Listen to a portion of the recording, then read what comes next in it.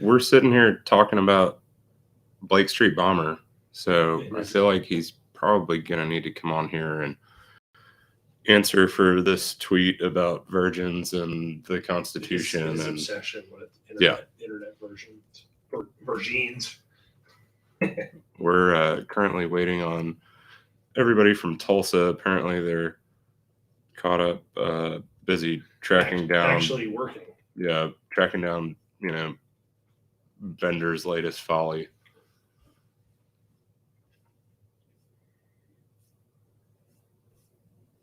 All right, so you were just talking about Apache and... Well, if we wanted to talk actual industry things going on this week, Apache posted, or has Barclays running a sale process for their whole Delaware Basin mineral package, which is a huge package. I think they said it was 80,000 royalty acres if you do the math at 1/8 or something. All the net royalty acres math is fucking screwy. I mean, who's the buyer for something like that? I mean, like my back of the napkin math is that they probably will want 300 to 500 million for it. And so you're looking at probably the big public mineral companies wanting to take it down. But also at the same time, Apache has a reputation for expecting higher valuations on assets they sell than like what the actual price should be. So there's a good chance it may not move. I mean, if you're a public company to do a $300 to $500 million transaction, that's like, that's a big move to make. Probably, right. Going to get debt or issuing a bunch of equity or something to finance. That's a big transaction like that. I mean, that's something that it would be nice to have somebody like Tui chime in on, but I think he's still protesting our existence. Yeah, that's like a constant daily occurrence. Yeah, true. Updating the page now.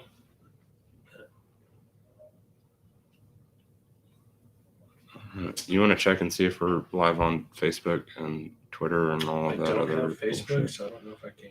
But you don't have Facebook. That's right. We DM Scott. Well, I sent everybody on that message. All right, let's see.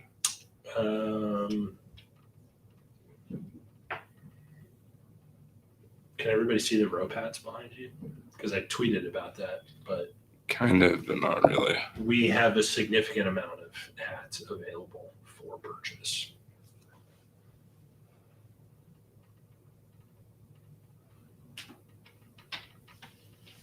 You're live on the stand down. What's going on? It's full section. Hey, how's it going, man? That's fine. I'm running, but he asked me to call in, so I thought I'd say hi. Hey, can I text you a link so you can chime in on the actual app? Kind of, yeah. But actually, I've got to run. I've got an appointment at 5, so I can't kind of hang around. But could you just tell him I called in and tell him I had to run this time? Yeah, absolutely, man. Appreciate you calling in. We'll reach out to you next week. It's Sankey, Sankey. Yeah, man. This is Landman Life. Okay, cheers. All right, bye. That was Sankey. But he wasn't sure who he was talking about, so he was just making who he was talking to. So he just made a celebrity appearance. Yeah, that was Paul Sankey real quick. Does actually look at Twitter apparently. Pays attention to it every once in a while. Maybe we get more drilling on here eventually, but he's always too fucking busy.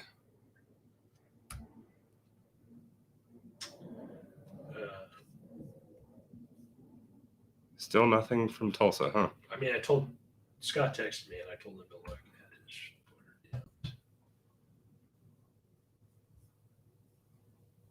Do you think there's any chance we ever get Tui on here? I mean,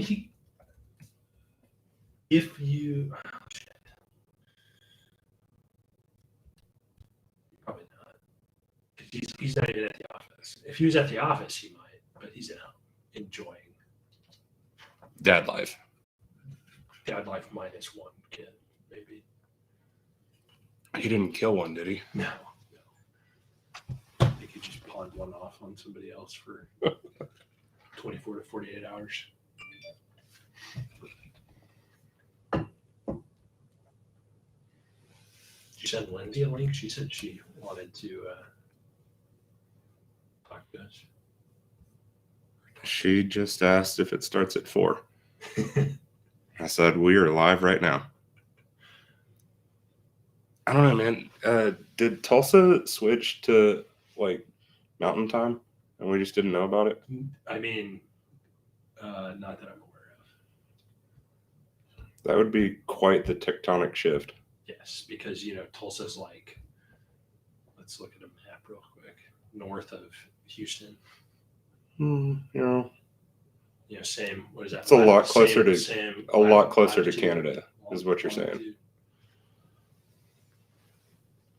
Yeah, it's like basically draw a straight line north from Houston. So definitely not in the mountains.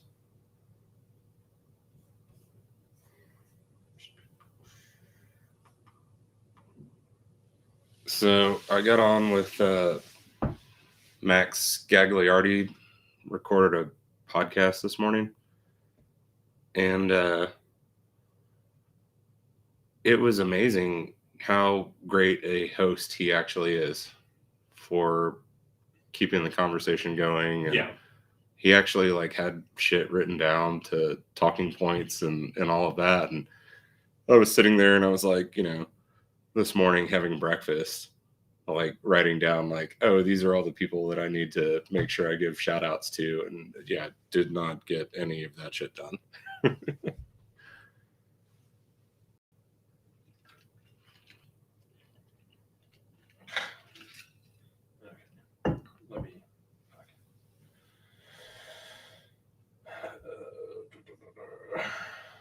He said the room link. Let's see. Did you change the invite link again? I mean, I sent it out to everybody. I know. In that message. He said it wasn't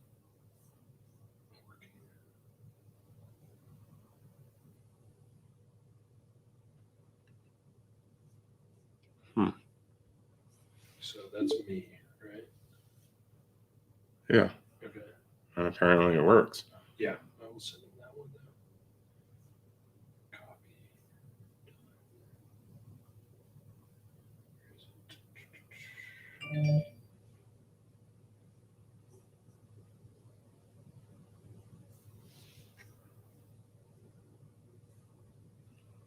Where the fuck is Tejano Brown?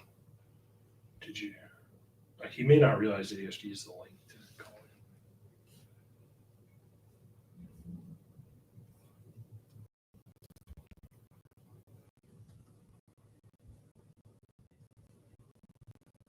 in.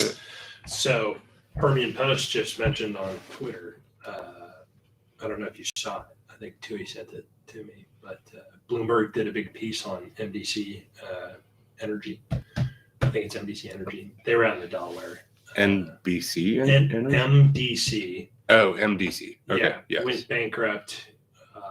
Delaware producer, not super big, but kind of a wild story, like your classic, not grifter, but business guy that thinks he's smart enough to get into oil and gas.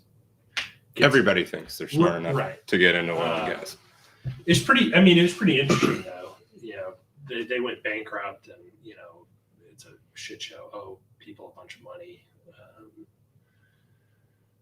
But I think it's just, they had leases they had leases west of Pecos, east of Toyota, kind of pretty much right off of Interstate 20 out in Reeves County. And just it was a spot that was high H2S, and they were apparently, the article was talking about how they were a serial flaring offender. That sounds about right. What's going on, WTX, man? But it's an interesting article, worth a read if you can track it down on Bloomberg. Kind of sounds like Bellatorum with all of that shit that went on. No, because he had a partner, and I remember hearing about this. Like, everything was going good. He had a partner that was actually like an experienced oil and gas guy. The partner was flying his plane, and the plane crashed, and died. And then between that and then obviously prices turning down, they just got run out of town, basically, went bankrupt. Pennies on the dollar. People got pennies on the dollar back for their investment. We got WTX and Tejano Brown here. I don't know if y'all's audio settings are set up right. Hey, can you hear me all right? Yep, got you, man. I'm here in the garage in the WTX Oil World Headquarters. Nice. Did you get that air conditioner fixed for the cold front? No, it's trash, man. I gotta rip it out of there and get a new one. What are you up to these days, man? Man, busy week for us. We're kind of gearing up on some projects. Just got a completions guys just turned a well back over to us. Ran some new tubing, new packer, new casing head, new well head. Did some acid work on it. Got some anxious to hear back on the chemical guys and see what they come back with, because wasn't expecting to have a 4.5 inch bore like down to 2 1/4 inches. Oh shit! When we ripped everything apart, yeah. So how old is that? 2014, 13, something like that. But it's a SWD on the end of our pipeline system, and it just seems to catch all the junk.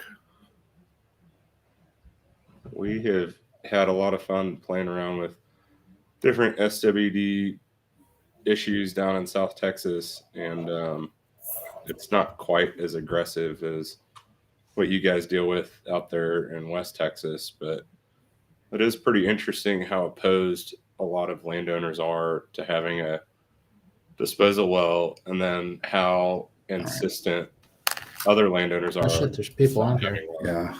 I don't know if they can hear us or not. We can definitely hear you guys. Is there like a thumbs up or something we can get? A little. Oh, look. Hey. There you go. Can you guys hear us? Fucking can't hear you guys. What's new? We can't hear you. Yeah. Maybe I think that's on y'all's end, not ours. Mm-hmm. Yeah, the I think it's one of settings, these little the settings ditties. get pretty tricky in there. On that's once you go through them once, it's not so tricky, right? But like it's just something you're not used to doing is verifying those sound settings and videos. I'm gonna take this. It is a constant challenge for the technology in Tulsa. Hello. No comment. Man, so speaking of Oklahoma, and I think Tulsa's maybe 25 or 25% of Tulsa's affected by this. But Hello. we can hear you. Hear me? Can y'all hear us? No, they can't hear us. No. But when these guys get their shit figured out, I'd love to see their or hear their. So we dissected the McGirt thing many moons ago those are when them. it first came out. Oh, it's dead. It's all- And I know there's some people specifically I mean, should I say that guy in Oklahoma City that blocked us all? Yeah, you can say his name. Hefty. So, Robert Hefner the fifth specifically was really like worked up about it. Yeah. But I mean, the way the problem is like the tribes and tribal members don't own the land anymore. Hello. Like, so even if you're inside a reservation, like, you know, obviously they own land in spots, but you know, it's not like the tribe owns. Sure. And they, you know, and there's title and deeds and Plugged stuff. directly in, They but were allowed Oh, I can hear him. property. okay. So And they sold it. What it And is it's is not we're like they're going to be able to plug come that. back in and. we plugged that No, is that how you did it last time? I plugged that whole bundle in last I mean, time. It worked. in my opinion, We've tried this before and it didn't work. Yeah, it did. Not through there. Go to law school, but it's more about the concept that like if you're a tribal member inside these you know historic reservation Hello. In like in Tulsa PD cannot arrest you for What? We're plugged into it directly. it's like you have to create some kind of federal Indian police. right, or the tribal nation, if they choose to do so, has to extend their authority to the state or to the municipality or to the county, right? Which the county still stays the same, right? Even though the state, it's a weird deal. If the state does not have the authority to prosecute within those boundaries, then it's not about land ownership or title or anything like that, or minerals or anything. Well, there is a lot of like landmen and title attorneys and stuff that were like, well, this has huge consequences for you know running title in you know in these areas and my professional opinion. You guys want me to do No, we figured out title. The title was figured out before state did, right? That's not the question. It's the question is like who is the authority now? If the state has no authority to prosecute, then do they have authority to tax? Do they have authority to enforce law and do all that? I can hear you guys in Tulsa. Sorry. You can hear us? Yeah, we're good. All right, we're good. Okay. Yeah. You just had like your volume too low in there, and that's why you couldn't hear us. Dude, we're just a bunch of They were like We're a ripping bunch out of the we're a batteries. bunch of fucking boomers. yeah, dude. we're a bunch It of was like dumbass that rednecks. It was the scene from Zoolander. The files are in the computer, you know? Yeah. Yeah. Oh, it's terrible. We've been actually drilling wells, not playing on computers, so Yeah, we kind of forgot how to do it. that's correct. All right. Sorry. Yeah, go ahead with y'all's conversation. Yeah, so we were talking about McGurty versus Oklahoma, and it came out last year, right? That was everybody got excited, but it was just something I reread. I didn't reread the court case obviously because I'm not a lawyer and don't give that much of a shit.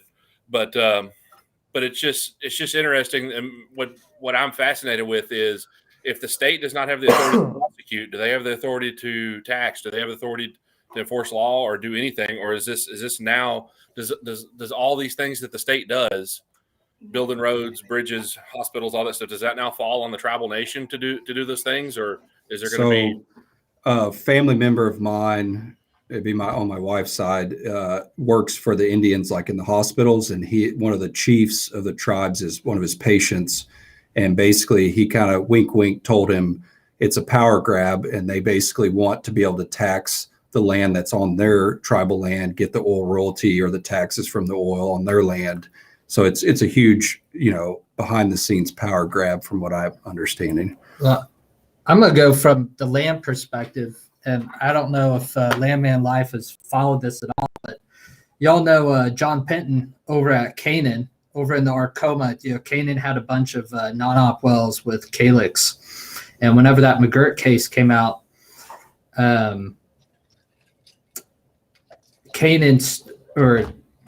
not Canaan directly, but John Penton went in and he started protesting, saying that the OCC did not have jurisdiction to designate units or to control unitizing these wells. Yeah, I think I saw some blurbs about that, but didn't follow it super closely. But Yeah, so- I mean, so the state does we're not through with these court battles, right? The state, No. the challenge is there is does the state actually have the authority to regulate within? Right? If they can't prosecute, then can they tax? Can they regulate? Can the state do anything? Is that even part of Oklahoma now? Dude, this guy that I went to high school with, he literally killed his brother, and it got thrown out for lack of jurisdiction. He murdered his brother, cold blood. God damn, I've had so many landowners tell me they can murder me on their land. It's fucking frightening for a landman now. Yeah, I mean, like they're not even on a fucking Indian reservation or anything. No, they're just gonna kill you anyways. Yeah, pretty much. I'll take my chances in court. Yeah, those two that are. Hey, listen, you'll probably get off, honestly, with the way things are looking.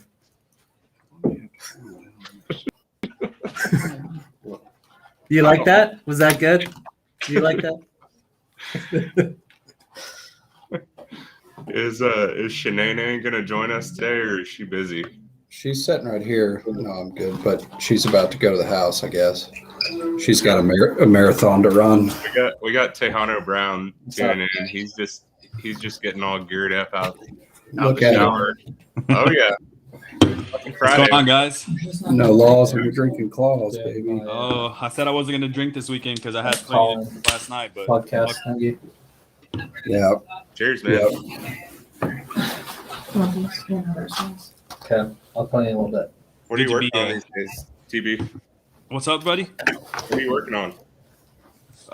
Nothing right now. Just got home from work. Going to be got a late job tomorrow. Some more stickers. Either going to be setting a packer tomorrow night at midnight, or first thing Sunday morning, which I guess it's kind of the same thing. If it's at midnight, it's still Sunday morning. Yeah. Very, very, very busy week, man. Told you guys earlier we lost to hands, which I saw coming. It's like what's it called? Fucking Conor McGregor calls himself Mystic Mac. I guess they call me Mystic Tejano. I called it, and I told y'all that we were gonna lose some hands, and sure enough, we did. Oh shit. So they went to another company, or just fucking quit and went to other jobs? They went to another company. They went to Integrity Wireline. And is that the company that stole your secretary? No, that company is KLX. KLX. Well, fuck all of those companies. I'll put it this way, man. KLX has acquired a lot of different wireline companies. You can polish the turd, but at the end of the day, it's still a piece of shit. It's a piece of shit. Who are you guys using for wireline shit up in Tulsa? Osage Wireline. Osage Wireline. That sounds very native. What say that name again? It's called Osage Wireline. That's the county that they operate out of, and where we have some wells, but that's just the name of them. I think they've changed names a couple times. Yeah. It's original guys, old school wireline guys, sold and bought back in forever. 3 or 4 times. I mean, he's pretty much. There's got it our- made. This is all case hold wireline. Well, they run open hole. Like when we drill, they'll run an open hole log, and then they'll go do perfs and all that kind of stuff. They've got the equipment to do everything, really. Good deal. Yeah, I saw that video that you tagged me in. Was that them by any chance? That's them. Yeah. Yep. And the owner runs the machine. I mean, he's got some hands. He's got people that operate, but I mean, he was out there on a fucking Saturday night or whatever it was running it. He just loves it. Is that the only type of units they have, or the ones with the mass trucks on them? I think so. That's a lot of what they just do around here. It's real shallow stuff. So I would assume. Yeah, that's the old school stuff right there, or like you're talking about for the real shallow wells and stuff. You really just kind of see that more of with slickline, which Right. It's wireline. It's just not E-line. I think that's what some people don't realize is that slickline and wireline, they're the exact same thing. The only difference with the type of slickline that I'm doing, that it's E-line, which is just electric line. Right. Yep. And he can set, he can perf, he can do all kinds of stuff, set packers or whatever. He's got a lot of tools he owns. So pretty cool dude. Pretty cool guy. Team. Shout out to Kenny Lake. We got a call earlier from Sankey. He called on the Google Voice number. What? Called in and said, "I don't know who this is, but I was told to call in and just tell him that I called in. My name's Paul Sankey. Tell him I called and I gotta go." It's like you play beer pong. Oh, a celebrity shot? that's- Yeah. Paul Sankey did a celebrity shot. You were in college a lot more recently than I was. I shouldn't be the one calling that one. I mean, as shown by last week, known idiot. So, There's KP. is he hopping on? Wheeling and dealing guy right there. He's This dude's basically- got deals. If you want to buy a fucking goat, if you want to buy minerals, He is like I mean, he's EFT's it, dude. landman extraordinaire after the Pollard tweet last night. I need KP to find us some fucking operators, man. If he's that good at finding deals, find Underdog Wireline some hands. I'm gonna put that out there right now. So Underdog KP Wireline. needs to get into the staffing. dude, no one can find someone to get work. What are y'all paying? We pay hourly and bonus. Now the hourly and the bonus depends on the experience. Okay. Obviously it's going to be higher with experienced hands. Brand new hands with no oil field experience, they'll come in. They'll be making 0.5% off a job. When I say the percent, so every single job that you do, it'll all accumulate for the month. So say you make $100,000 in doing jobs, just do 100,000 times 0.5%. Well, once you get some experience, then it bumps up to 1%. Once you get your CDL, it bumps up to 1.5%. When we do our remedial, our day work stuff, on the workover rigs, the percentage changed to 2%. Like I said, there's an opportunity to be able to advance. I make 5% per job. So I told you I need a beer. let's Oh, do yeah. we'll do some math. Like I said, $100,000. That's pretty achievable for the month. For just the bonus for me alone before taxes, that's 5 G's. That's beautiful. So I kind of quit my job yesterday, so maybe I need to come be a fucking hand out for Underdog Wireline. Yeah. the most bonus I've ever made in 1 month, that's not including my salary, is about 15 grand. Holy shit. 15, 16 grand, but it was also off of, like a 3-well zipper pad, and that was a rough 28 days. Yeah. Well, send me a job application. I might need it Yeah. in case I get fired. This is the scene from Top Gun when he's like, "Hey man, you still got the number for that truck driving school?" Yeah. Well, that's cool, dude. That's awesome. Yeah, we really need hands. We have more work than we can handle, which is a good thing. Get off your fucking ass and go to work. Yeah. Golly. We're making it happen though. Like, we're making it happen. That's the good Yeah. thing. So where's the speaker in your or the microphone? Is it in the Yeah. headset? I think it's in your headset. Can people actually hear me? The files are in the computer. Can So everybody hear this Can you guy? hear me talk? Oh yeah, Okay. loud and clear, man. Good. Very cool. We're evolving, dude. It's only taken us 12 weeks to fucking get some Actually, headsets something on. to And, fucking Yeah. work. yeah. No, it hasn't been 12 weeks. And it's all wired because we can't figure out Bluetooth. So old school. How do we get KP in here? I don't know. I don't know. Can he talk on the phone while he's hurricane tonguing? I mean, he's young. He probably could pull that off. He's He's a mean, good-looking pretty guy. agile.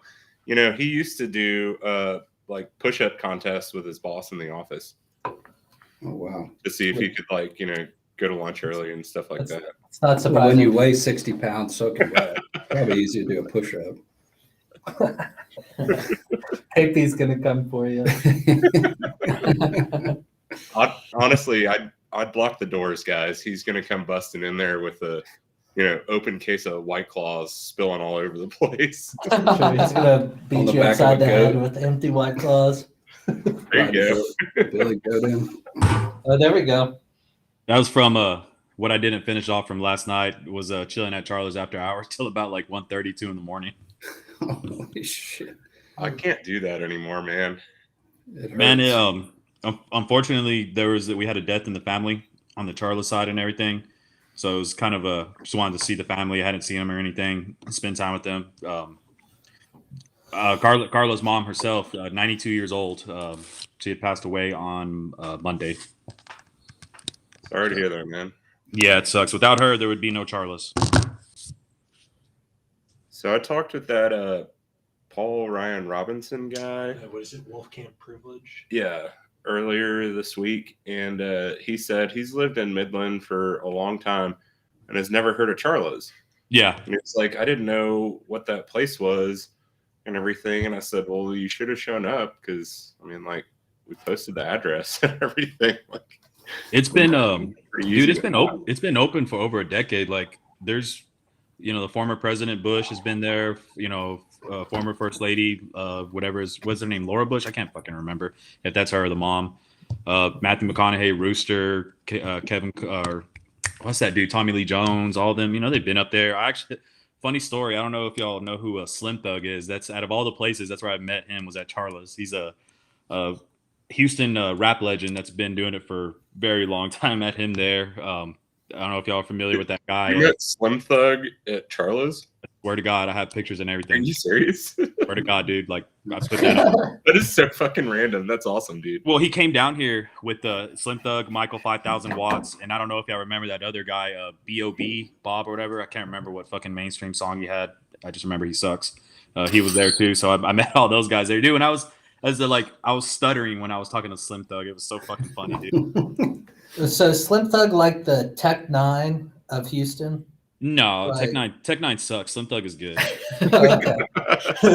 Yeah. Anyone who comes out of Kansas City. And I'm going to guess this Missouri. restaurant's not German Missouri. food, right? This is Charlotte. No, Charlie's is it's Tex-Mex seafood. Just it's a hole in the wall. I'm gonna be honest with you, but that's like the food is hit and miss. That's with any place. I just go for the environment, to be able to chill, to be able to drink and hang out with my family, hang out with my buddies. We've had we've had three kind of meetups over there. We had one half-ass one where Sleds was there.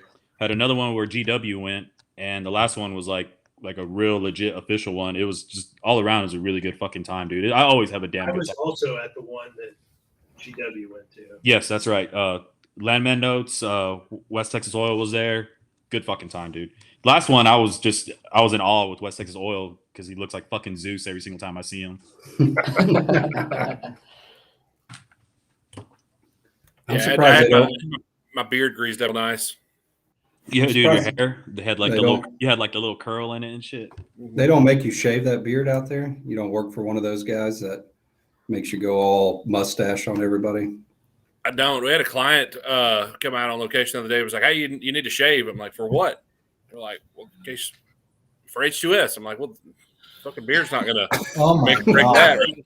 You can't put your like face mask. oxygen. The respirator, but you got to be fit tested for that. And Yeah, you Not can't fit put tested. on a mask that you're not even fit tested for to begin with. If H2S breaks out, hey, I'm getting the hell out of there. I'm not trying to be a hero.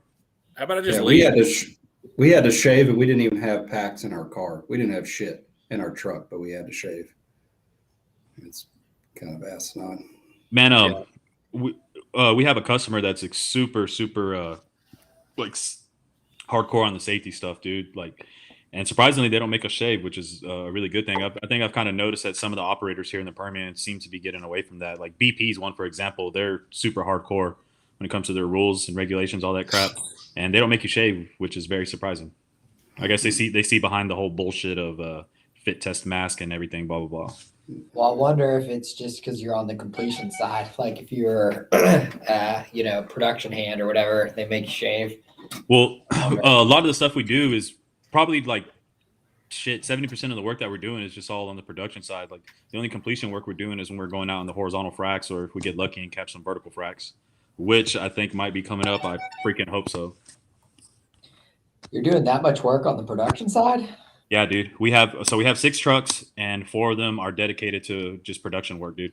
Like, Oh shit. like we're real. That's what's keeping us busy. And what sucks, man, is like, we'll get hands, which, we're grateful for them, but they're more valuable when they have their CDL. If they don't have their CDL, then yeah, we can go and throw them on the pump down because, we might have like 1 or 2 guys there that can just drive the equipment in. Whereas we're on the production side, like, hey man, well, we got to go run a crane today. Well, fuck, I only got 1 guy that has a fucking CDL. So I ran into that problem today. In fact, I was supposed to go log on Sunday, but the job pushed. So I have my crew set now. One of the guys has been with me since like 2017, has a CDL, whatever. Another guy, real good hand, just doesn't have his damn CDL. And I told my boss, I was like, hey, I don't want to trade anybody off with him. I'll just let him drive my pickup to the location. I'll drive the fucking crane. I don't give a shit. Yeah, I'll drive a crane all day, man. We used to run quite a bit of wireline just on that stuff in South Odessa for Devon or Firebird, whatever it is. There's quite a few times we'd run it. Interesting. I need to make my way up to Oklahoma and do some fucking, as y'all call it, some real wireline work. There we go. Come on. Because I think that's What actually, else for you to do? dude. If it's all vertical, I'm fucking game all damn day. We actually we turned down a job that was supposed to be in Oklahoma. We're mom and pop, dude. We don't have any other districts anywhere. We're not looking to expand to any other areas, any other basins or anything. The opportunity is there. It's just logistics is the biggest thing. Like, there's some work in South Texas on the Laredo, but you're looking at like an 8-9 hour drive just to be able to get guns or equipment. Okay, but we looked the other day. The question came up. One of the land bros was driving down 35 to Laredo for the day, and he saw 4 rigs from the highway and asked how many rigs are running in Webb County. There's 9 rigs running in Webb County right now. And so, the premium El Dorado play. Yeah, like the shit going on down there, like they're fucking blowing and going again. And you can spend a long stretch on 35 without seeing a single rig. And the second you cross into Webb County, there's 4 sitting right there by the highway. Something's going on. Is that gassy stuff? Yeah. Webb? Yeah, that's the gas window. That's where SM's big in Webb, right? SM and Chesapeake, a bunch of stuff. Well, like no, that. Laredo and- DOG. Yeah. What is it they call it? They're like Dorado play or Yeah. Oh, they're fake Austin chalk deals. Yeah. Well, the economics Austin are really Chalk. good because we send all the gas to Asia through an LNG. Oh, it's terminal. sick. Yeah, Yeah. the South Texas gas market's really unique. They get like $30. It's the markets down there, and they used to just barely be interconnected with like Katy Hub or Ship Channel Hub or anything like it. Now that they're exporting LNG out of Corpus, right? It's really changed some economics down there. And where the gas plants are like Hallettsville and LaGrange and Giddings and stuff like that, like there's not an abundance of big cryos in deep South Texas, right? Like maybe Alice and around there. So I don't know about cryo plants. Yeah. I don't know. So are you saying that the Houston Ship Channel pricing I haven't looked honestly, but like it's better than like Henry Hub pricing right now? Is it like a premium? No, I wasn't saying that. What I was saying is since they're so close to Corpus that they may be getting a premium over Henry Hub. But what I just threw in a blurb there that was probably more random than anything. But up until recently, those gas systems weren't like heavily interconnected to get gas to shit like the Ship Channel Hub or get or through the Katy Hub or anything like that. Like it was just its own little unique market down there. Interesting. Tejano, do you are you one of the owners of your company, or are you work for him? No, I just work for them. I had the opportunity to sign into it whenever they first started, but I was like really like hesitant on going over there. I was actually established at a company called RTX Wireline. I was there for about 2.5 years, where I picked up a really good vertical account. So my boss, his name is Justin Escobel. He's been doing wireline shit like 15 years, I believe, maybe a little bit more. I got 10 years under my belt. I met him in 2011. So we just kind of worked together throughout the years, different wireline companies, whatever. RTX Wireline's locally owned and operated. The guy that owns it actually went to fucking high school with them, and him and Fraxlap worked together at a place called Capitan, and they went to high school together. So I went over there. My boss came over. He brought the vertical account. He was in the office as a field service manager, and I took over that vertical account. Well, he was there maybe about a year. And then he started Underdog Wireline, just under the table, keeping it under wraps and all. It had been around since 2012. It started off as a rentals company, light towers, cool down trailers, shower trailers, and lay down machines. And in 2018, they started the wireline. So he kept hitting me up over and over and over. And like I said, he's like, come on now. We'll get lawyers involved, blah, blah, blah, blase, blase. We'll give you a percentage of the company and all this stuff. Well, like I said, I was real hesitant. And I got really fed up with how operations were going at my previous company. That I called him. I said, hey, I'm coming over now for sure. But at that time, the ship already sailed for me to be able to come in. So they were probably operating for about 3-4 months, the wireline division, and that's when I came on. I was the first engineer, and man, we've changed. Like, we've grown so much just from when I started. I've been here 3 years. I mean, it was like back in the day, we were doing zippers, and we were doing literally everything, like loading the guns. I mean, literally everything, because when it comes to stuff like that, like, you'll have designated people, that's their title, like, hey, we have the gun loader that's going to be loading up our guns and all that, cleaning the subs whenever they come back in and all that shit. I mean, hardly any sleep. Like, hey, we're gonna go frack this, or we're gonna go shoot this 10-stage vertical frack. As soon as you get done, come in, you got to go catch a bomb log here. As soon as you get out the bomb log, you got to do that. I mean, it was just balls to wall everywhere. Then finally we started getting some more people on. So when I started, we had 1 truck. Then we got 2 trucks, and then right before COVID hit, we had a total of 3 trucks. COVID hit, it did its run, whatever. Still around, obviously. Just everyone's seeing through all the fucking bullshit or whatever. And once, like, out of nowhere, dude, it was weird because this time last year, what was keeping me alive was actually a bunch of P&A work in the Wicked area. So we just started getting a bunch of work, dude, and just boom. We're at 6 trucks just out of nowhere, dude. And, we've talked about the possibility of 7 or 8. I personally believe that 6 is too much. When I started, I told my boss, we need to stay at 5. We'll have 4 constantly running. We'll have that 5th one as a backup. Because, I mean, once you start getting in more people, that's when your service quality starts going down. You just start hiring bodies. People just want to be there for a check. They don't give a shit about the company. I love this company. It's my baby. I've watched it grow. I've helped it grow. The reason that Underdog has the success it has is not only because of me, but then other individuals that have been there almost from the jump. Because most service companies, would you say, build to sell? There's hardly few that build to just like Let sustain. me jump in. Today's world's like grow fast, show numbers, get out. Yeah, You would say that's probably the goal for most people. It's hard to find one like you guys probably are. Maybe there's really not any more mom and pops. I mean, dude, we're as mom and pop as I get. I was like, I have my boss, which is Justin Escobel, but the legitimate owners are his mother-in-law and his father-in-law.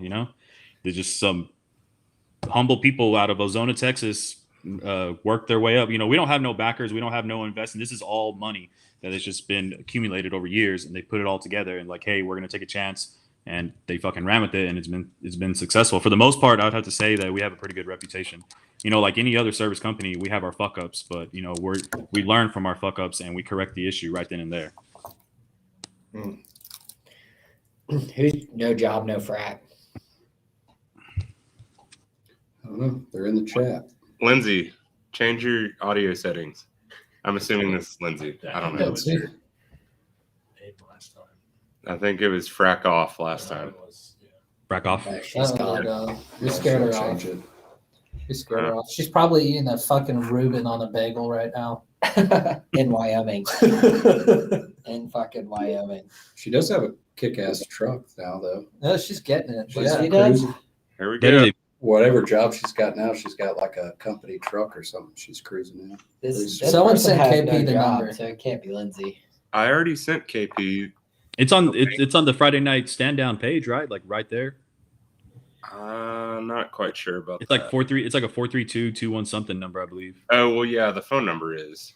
But the phone number, we're still trying to figure out. I need to get Lost Frack Balls over here. He's kind of like our sound engineer. And I'm not even joking. He actually is like a sound engineer. And Is he a San Antonio cat too? Yes, but that's all we can San say. Antonio / Austin. So Nice. yeah, I've talked to him quite a few times. Really, really cool dude. he is very helpful, and like he does like kind of music, sound mixing stuff for fun. you Nice. know. It makes sense why he likes all the same music as I do when it comes to the Houston, Texas rap scene. So yeah, that definitely makes sense. Yeah. Hey, was Big D Oil at the latest meetup in Midland at the restaurant? Unfortunately, no. I think he was. I think Uh, he was actually out of town. I was really looking forward to hanging out with him too. I always have a good time whenever I see that dude. yeah, he's pretty cool cat. Yeah, he's real good people. Is the restaurant like the bar? Is it like attached to the bar? No, the restaurant is what you're just referring to.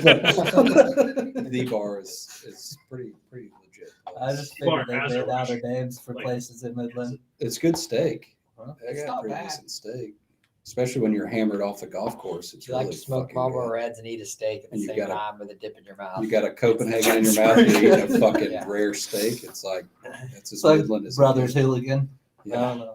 I I love Brothers Hooligan. Dude, going to Midland's like stepping back in time 30 years. It does. It really is. It's Yeah. I mean, you always get good industry energy when you're there, but I think that's part of it is like you feel like you're stepping back into the 1980s or something. Yeah.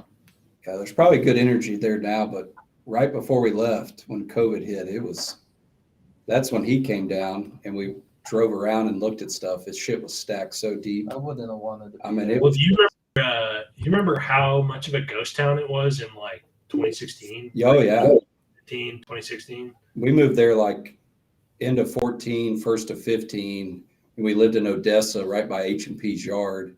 And we counted every day. We could see their rigs stack up. It was like 4, and then it was 10, and then it was like 25, and it was like 45. Motherfucker. Man, dude, that was my first bust. I was working for Pioneer Energy Services during the time, and this is how shitty they did us, man. I was on a tow prep, so I went on that job. I didn't know how to do horizontals during that time. And the engineer that was out there doing the tow preps didn't know how to log, so I went out there to run the RCBL. While I'm running it, one of my operators stayed behind the stop, and he called me. He's like, "Hey man, corporate just came in. They shut us down. We're done." I was like, "Are you fucking kidding me?" He's like, "No." So they had one of my other buddies was on a vertical frac, and I called him. He thought I was playing around. Told him he pulled that tool right out of surface, or he pulled that tool right out of the whole surface, rigged it down, and took off. I actually finished my log and turned it in. Then went and turned in all my bullshit. And I'm glad I did that because that customer that I finished that log for, when I got hired on at RTX Wireline, he was the first customer that I did, for that company. I was like, fuck, I'm glad I didn't leave on bad terms and all that crap. Yeah. Oilfield's a small world, man. You burn a couple bridges and it's not good. It news travels fast, dude. Very, very fast. 100%. Especially in the Permian. Oh yeah. So last year, we knew that we were getting ready to lay down all of our rigs because my coworker does like on the side, like some farm and ranch real estate and everything. And his broker for real estate called him and said, "Hey, we got a client that's interested in purchasing some frontage property down in this general area, and here's what they need." And he said, "Who's the client?" And it was the people who we had contracted to do all of our drilling, who were trying to buy a yard to go lay down our rigs. Stack the rigs. And so both of us were like, yeah, that's about enough room for 4 rigs, and that's about what they're running down here right now. We're like, our boss called like 2 months later and was like, "Yeah, we're laying down our rigs." And we're like, "Yeah, we know." That's hilarious. Yeah, word travels fast on shit like that, So what's the price of oil going to do? What's the bet we're going to put on this? We want to say 6 months from now. No, year end. Year end. What do you want to call it? $100. I'll send a $100 gift card to whoever's right. We're gonna kind of ballpark it, like, and you said 6 months. No, year end. Year end. Call year end price. Calling for $80. I'll write this shit down. $80 to Hunter Brown. I'm saying 82. 80 for the boss man. 82. 82. Okay. A little more than 80. Tejana Yeah, Brown's going with 80. I'm going 87. Boss man's doing 82. The honey badger. That's what I'll 87. call you. Yeah. There's no over under. You said 80 what? 87. 87. I'm going with 75. And that's a I thought $11. you started out at 100. No, he said he'd give you $100 gift card. Yeah, there's $100 gift card. Oh, shit. Or how about this? I'll send the gift card for the price of oil that you call. He's gonna give you $100 gift card to the restaurant. Now that we're gambling, Dave and Buster's. KP is phoning in. KP's Okay. here, dude. KP, what's up? What's up? What's up? KP, give us your year-end oil price. 87.5. 87. Oh It's wow! like fucking. All right, shit. all right. Fuck all of you guys. I'll be the optimist. I'm going 93. Gosh damn. It's going 90. God damn. 93 or greater. KP on top of If me. nobody Okay. else is gonna fucking go above 93. So I really haven't been checking it up until today. What's up with the drastic drop in price? Fucking 'Cause everybody's scared of COVID again. Biden's fucking jawbone in the SPR. Yeah, the SPR release. I mean, I saw that like I think can it's y'all more about can somebody COVID. explain that to me? Yeah, it's just a blip. It's not going to make that much. I think it's more about COVID. Yeah, like I think it was quad witching day today, which is like when the options expire and a bunch of shit. So it's like puts a bunch of downward pressure today. So it was expected to go down today, but you know, it's down in general. And I don't think that anybody takes the SPR thing that seriously because it's like 8 hours of oil consumption for the world would be the total SPR release. So not a big of a deal. What about the comments It's- of the president going to China and those people asking them I to? don't think it has anything. Personally, I don't think it has anything to do with it. I What think it's about all COVID. Denmark? Yeah, Austria Denmark is- shut back in. it's and Austria all these who shut people down. are Yeah. Oh, shutting really? back in. Starting to Everybody's slow down again. Full coming into lockdown. winter that there's going to be a bunch more full shutdowns and consumption. Yeah, gets there's faster. Yeah, that shit's coming to Europe for sure. But I also did see a report that the strategic reserves are at the lowest level since 2003, which I said today at work, I was like, make those motherfuckers bone dry. Yeah. And they had a pretty big drawdown, right? Largest drawdown was It'd be a September. classic move for Or- the Biden 2.1 million barrels got Yeah. drawn down this week. I think. Sell, Yeah. sell So at why is your estimate 82 then, Chris? 100. You sound Or bullish. Oh, I'm not. Well, because it's only year end, that's like 6 weeks away. So Can't yeah, move much. that's Gonna not run going to 10. be. Yeah, is it gonna People run are going to be $10? stupid for 6 fucking weeks. Do you think that that people traveling a lot less this holiday season is going to have any effect on that at all? I mean, I don't think, think that's incredibly airline impactful. pricing is be through the roof. Yeah, I mean, I Regardless. looked at plane tickets. Yeah, it's and fucking crazy. yeah, they're They're putting more people on planes than ever, and there's fewer flights. I think so. Hmm. I think that's right. Yeah. So they're not using as much fuel, but that certainly doesn't mean that the price is ever going to go down. But I'm very interested. KP, what are we looking at for goat futures here? You know, because I might because this oil shit might go bust. You know, We need to go transition here. Dude, I heard he's got some leads on some goat spread. country. A lot of guys are running goats. out him there. and Kitty are in the goat business now. So Yeah, Kitty owns I guess half of 3 goats as of today. half of the goats.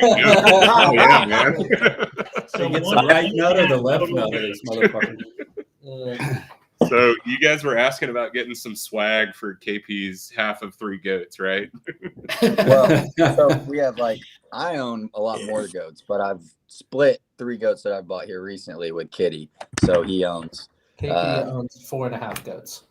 But yeah, we're about to get some dope ass hats, bro. Some hats for our goat company. Oh yeah, Just man. give him one Siemens spray. Oh, dude, I bought some semen this week too. I already told Chris and Maurice, but I bought some goat semen for $7.50 a straw. Do y'all have to? I mean, I'm sure y'all do. It's kind of a dumb question. I don't know, anything You about have to livestock. extract it. I guess you have to artificially inseminate the goat and all that stuff. You don't have to, but we do. None of our goats live breed. So we bought this semen. We bought 2 straws for $7.50 pop, so $1,500, and that will breed 1 doe. And so what we're gonna do, we have a flush that my dad and I are splitting on the 23rd of December, and so we take a really, really good doe, and we artificially inseminate her with that semen. We let those eggs settle for about 5 to 7 days, and then we will flop her up on a table and cut her open, flush all of those eggs into a petri dish, determine how many of the eggs are fertilized and alive, and then we will take those eggs that are fertilized and alive and insert them into surrogate mother goats. And so That sounds like a lot of work instead of just having them fuck each other. Yes, but if they fuck each other, they can only have 2 or 3 kids, where we might get 20 fertilized embryos out of her. So you've got 20 identical twins out of your best 2 goats. Damn. That's have you ever heard of or KP? You ever heard of Asadero? The company? Asadero. It's Asadero. No, I haven't. Fuck yes. I haven't. It's fucking it's goat cheese. It's fucking delicious, man. Especially with bean burritos, bro. Goat milk is amazing. Goat milk is very good. I've actually had it before. And I also goat meat cooked correctly is very good. But I've never had the cheese. Yeah, I've never eaten goat before, but you should. I know some real legit like Mexicans, and they gave me some one day. Like, it's also there. I was like, what is that? It's like, it's goat cheese, and there I'm just chewing it. I'm like, fuck, this shit's fucking good, dude. You know, the only livestock I'm interested in, I want fighting. It's kind of the equivalent of Mexican provolone, but with goat milk. Mexican provolone. That is a very, very specific example. That is like on. I honestly can't think of what provolone tastes like right now. I've had goat jerky, which was really good. And then my neighbors, my parents' neighbors, they are Mexican, as Tejano said, and they own like a big horse racing ranch kind of next to us. And they threw one on a stick over a fire and like barbecued that bitch. That the horse? The horse? No, a goat. Oh shit! That's the way to eat goat, though, is like over a fire, put a fucking stick through it. That was by far the best goat I've ever had. So Junction, Texas. Apparently, there's a pretty robust goat ranching community because my girlfriend's family's got a ranch out there that they grazing lease to a guy that runs a bunch of goats out there. And I think all he does is export, like sell the goat meat out of town to people. Yeah. Goat is like the 4th or 5th most consumed meat in the world. And we don't really eat it here, but it's very, very consumed elsewhere. And the reason people like it is because it's one of the most efficient meat sources, because you can put 5-10 goats where you could put 1 cow. And then a goat's gestation period is 5 months, where a cow's is 9 to 10 months. So they're kind of like rabbits. They just breed. And also cows have 1 calf on average, and a goat has 2 kids on average. So a lot of people like goats eat all the shit that cows don't eat, right? Like yes, but mostly the best combination is horses. Horses only eat Bermuda. Goats won't eat Bermuda. They eat weeds. Horses don't eat weeds. So that's why horses and goats run together, because they eat opposite grasses. I feel like Jesse Pinkman would say, "Science, bro." Drop some knowledge on your ass. Yeah. But like, if you run goats, like, okay, so when you buy horse hay is like premium hay, because they don't want Johnson grass, they don't want weeds in it, whatever. Well, if you run goats, then you literally can sell all of your hay as horse hay, because it's pure Bermuda. Like, you'll sit there and walk through our pasture, and it's like 8-10 inches of pure Bermuda, and our goats will walk like 300 yards instead of eating any of the Bermuda. Yeah, they're pretty cool animals. And I mean, honestly, if you just got a regular shitty goat at the sale barn, like, they're not going to make you any money. You'd have to run a lot of them to do so. But I mean, every single animal, like hogs, sheep, cows, horses, goats, like, if you get into the specialty, like the show animals or like the show horses, shit like that, there's so much money. It's insane how much money dads will spend so their kids can win. Yeah, that's all it is. I used to show steers growing up. See, that's such an expensive game. Those motherfuckers now, they show up in a single trailer in a semi. It's like a reefer unit where they are all air conditioning to grow their hair long. They have like fitters. They fly in from out of town. They're just hair clippers. They're fucking we literally have a refrigerator. I used to show steers, and we had a refrigerator room, which was called the cooling room. And it was like, jerry rigged in comparison. But some of those people have $100,000 cooling rooms where every single day Oh, you yeah. walk your steer in the cooling room, it's like 40, 30 degrees, which then makes them grow hair, which is then what they want because they can shape the hair.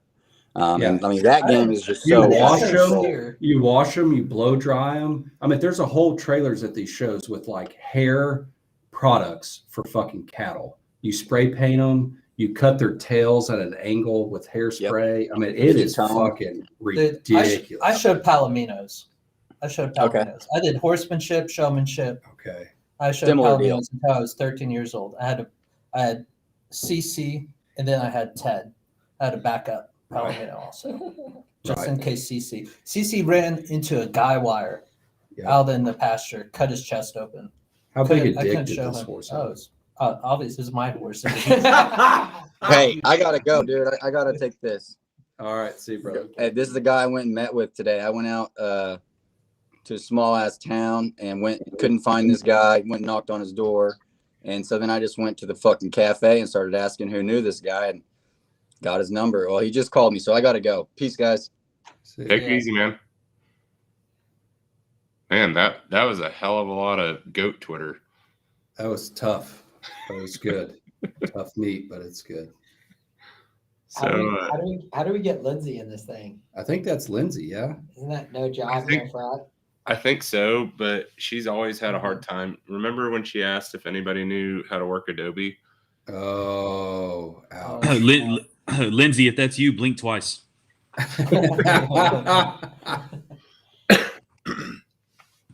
She needs to adjust her audio settings. I did. Damn, I saw adjusted them. There she is. Oh, okay. Oh, Finally. She is. But I keep losing connection because I'm sitting outside of a brewery and I'm not turning on my camera because I look rough. That sounds. Just put your COVID mask on. how much do you want for that house? Oh, ideally, Just shoot me a number. I mean, who's talking to me? I can't even see these little things are so tiny. Mr. Buddy Stewart Wade. I Mr. believe. Oklahoma. Wade.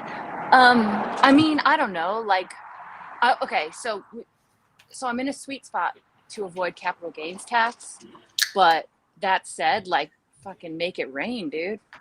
Like 450. Okay. Well, if you need to 500? avoid capital gains, you need to, participate in our drilling program. That's That's right. good True. to avoid capital gains. Tejano's going to come up and log them for us too. Oh, So Tejano is. yeah. It's gonna run the You better bring your game if you're coming to Oklahoma, dude. I don't need to bring my game. I'm shit. Y'all see, watch. I'm telling you, man. West Texas is king of fucking wireline, dude. Especially me. Nah, I know I'm good, but I'm not the best. There is one guy I will vouch for that is probably the best stagehand in all of West Texas. I mean, he's been dedicated to the same customer for over a fucking decade. And Crack slap. no, his name is Abraham Madrid, and he's been working for Crown Quest for fucking forever, dude. Like that's his. Everyone knows in West Texas that's his customer. Like that dude's we gotta fucking get on here. Is old, Cliff. dude. Who? Cliff, remember? Was he with JW? The guy we went out with that was like, you were telling me he's the best dude ever. We went out and partied with this guy and it got weird as fuck. Oh yeah. Lindsay, how's the new job going? Lindsay, she maybe went back into the brewery. She's at a brewery and it's at least an hour earlier where she's at. How's the new job? It's good. I kind of haven't done anything today, but hang It's out, Friday. drive around. Yeah. Are you in Wyoming? No, or it's are you good. in- I'm chilling. Are you in Colorado? I'm in Denver. Why are you back in Denver? I'm in Denver trying to sell my house. Okay. Where'd you move in Wyoming? Yeah. When? Where? Like, what's your? Oh, Sheridan. Yeah, like what's your address? How far are you from Moody? 408. Like this, as the crow flies, not far, but he's on the other side of mountains, so it's like 2 hours. Is that near Big Piney? I don't know fucking Wyoming. Sheridan. That's why I'm trying to. It's by Montana. We're kind of both okay. by Montana. Okay. All I Yeah. know is there's parts of Wyoming that are like the most beautiful places in the country, and then there's parts that are the biggest shitholes in the country, basically. Honestly, it's pretty much just the same as Colorado in that way. Eastern Because it's the Colorado same thing is here. like I mean, if nothing. Yeah. yeah, Yeah, exactly. There's fucking nothing there. Then It might as well be Yeah. Kansas. Get on the Yeah. west side. Fucking worth it. Exactly. Wave to the group. Yeah. Yeah, Sheridan's up north. Oh, you're like northern Wyoming. Oh yeah, that's like you're like in a whole different world than Denver. I mean, that's like Oh yeah. Well, but that's the Holy thing. It's really shit. not that dissimilar. It just doesn't suck. He's saying he's like on the other side of the mountains. But like, He's in Meeteetse. How far is the drive from Meeteetse. Sheridan? Oh to shit, she's Denver? not far from Bozeman. That's a pretty place. Bozeman. 6 hours to Denver Ooh, 6. Okay. So are you driving or flying these days? driving, but my buddy just flew up there for $350 and fucking between like at least 3.5 to 4 tanks of gas. I might just start flying, but I also might be closing on this house. I don't know. Must have been nothing in there. Well, And then I'll be up there. you know, once we get all the millions of barrels from the SPR, gas prices are going to get back down to normal, right? Yep. We'll shut down line 5 and things will be normal. Yeah. Hey, what does anybody know? Like, are we past the highest that it's ever been at this point, or are we pretty fucking close? To what? Like the highest that gas prices ever been? Because I remember during the Obama presidency, like, so I was probably like 19 or 20 years old, and fucking gas prices were out fucking rageous, man. I like what, $3? What's the highest it's ever been? Like recorded? I think when oil was 120, 14, there I think was it hit stuff 14, in California. something like 14. Well, Henry Hub. Shut the in fuck up, 2000 for reals? Yeah, 2000. What? No. No, he's talking gasoline. Oh, gasoline. Yeah, there was some. Yeah, gasoline. There was some pictures from California at like $7-8 a gallon. Yeah, I have no idea. Yeah, but you look at Well, there's- foreign there's- countries, and it's, you know, fucking $16 to $22 a gallon. Europe. So- A liter, a fucking liter. yeah. Yeah, I don't think we've beat the 2014 averages. Yeah, that's pretty high. Yeah, I don't know where it got. I mean, $150 a barrel. The embargo in the 70s? Yeah, If you inflation adjusted for that, Oh, it was yeah. pretty crazy. pretty high then. When you had to like, you $210. could only fill up every other day, depending on whether your license plate was odd or even. Yep. Is that how bad it was during like that's during Carter, right? Yeah, exactly. Gosh, man. And Carter's about as shit as britches as the current one. But I'll take the current one. Like, I'm literally voting Democrat the rest of my life. These motherfuckers make me so happy. My bank account. All right, I'm logging out. So fuck that. Yeah. I'm telling you, look, Obama was president. What was the price of oil? When Trump was president, what was the price of oil? I mean, come on. Yeah, I understand that totally. I mean, it's fucking that's the shitty thing, man. There's no fucking winning. I think the highest that it's ever been recorded is like what 147, just a little bit above that. The highest that I've ever seen, at least I started in 2011, was about like 116, 117. So you can tell every boomer oil and gas guy you've seen the highest price and lowest price ever in your career. I guess so. Sure. I mean, if boomers want to talk to me, so I got called a boomer the other day, so I felt kind of cool, I guess. Sorry about that. I don't know that it's winning or losing with the political regime, whatever party is in. Because if we have high oil prices and we just buy our way into whatever it is that we want to do with the country. The only party I care about is cash, the Tejano party. The Tejano party. I'll vote for you. Vote for Cholas. Pedro.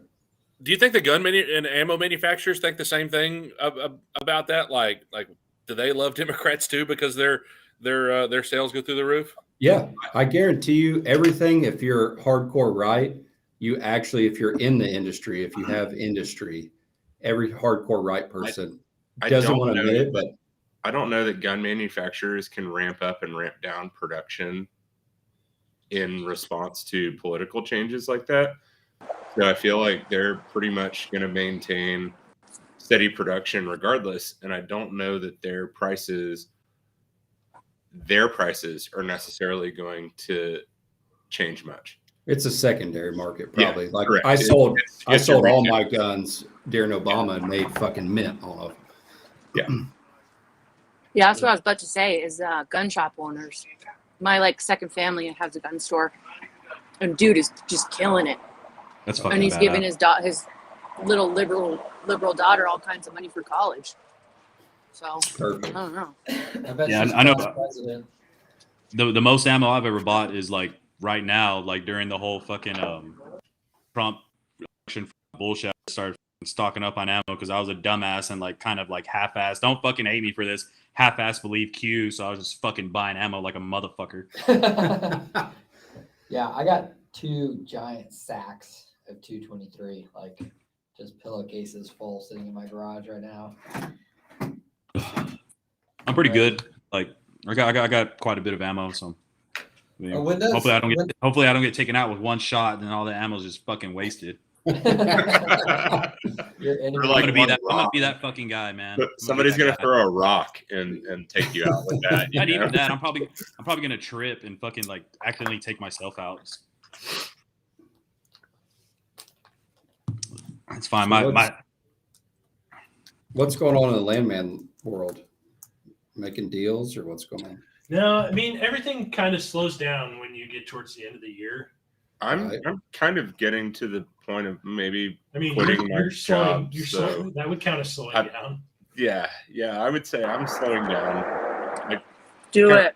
Maybe fired myself yesterday. You know. Did you sell that many hats? Did I sell what? Did you sell that many hats? Why are you going to quit your job? No,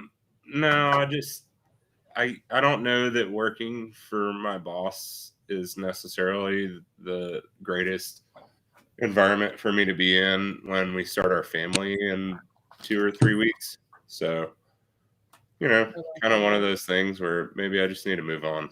So you want to kill your fucking boss is what I heard. I'm down.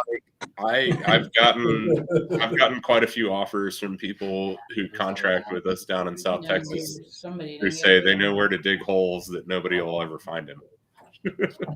Hey, we can always just put a perforating gun under his house. I mean, I don't know how it got there. That's what I told him.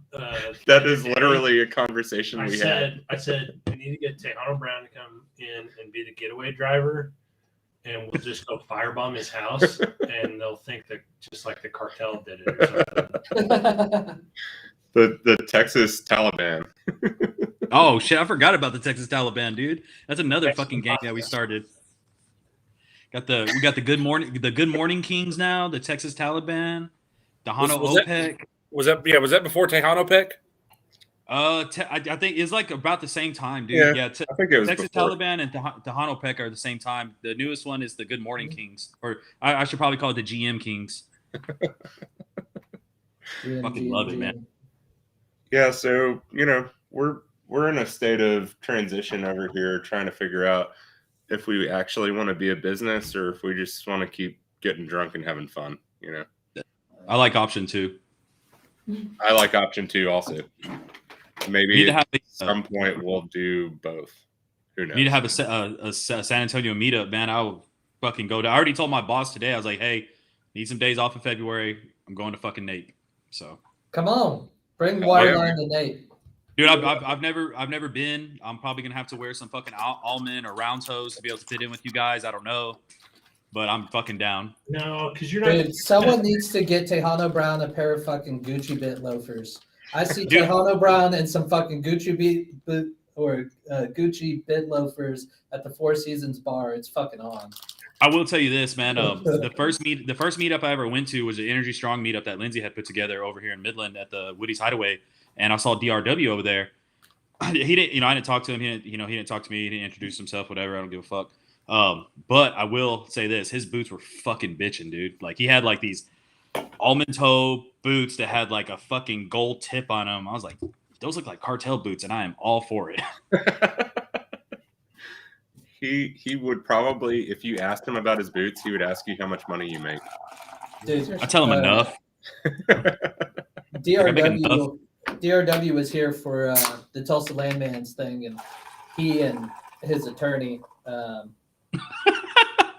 We hung out until 1:30 in the morning on I think it was a Tuesday. No, it was a Monday night. We stayed out till 1:30. Breezy is her name.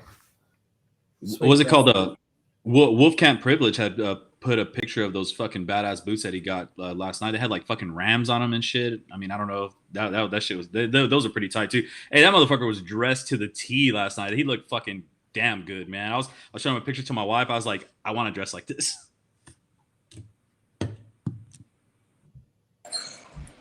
Yeah, dude, Breezy's cool. I really like her a lot.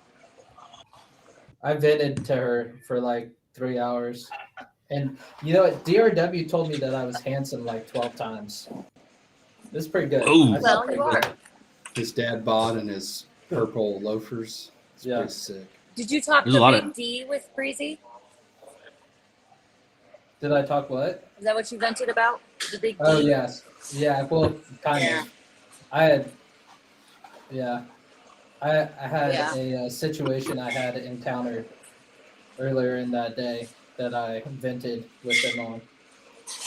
Oh, yeah. Mm-hmm. Yeah. Don't let that happen to you, Landman Life. You need to quit your job if your boss is going to interfere with what your wife and child needs. You pick them first. No big D for you.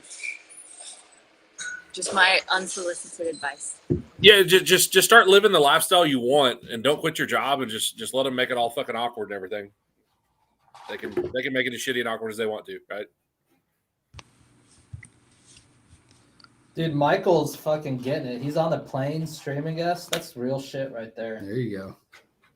Mr. Michael Swain. Dude. Y'all see that prediction he put? He said 68. Yeah, that's some low shit. 68. Who is this motherfucker? 68. God. That's my favorite position. All right. We got Michael down.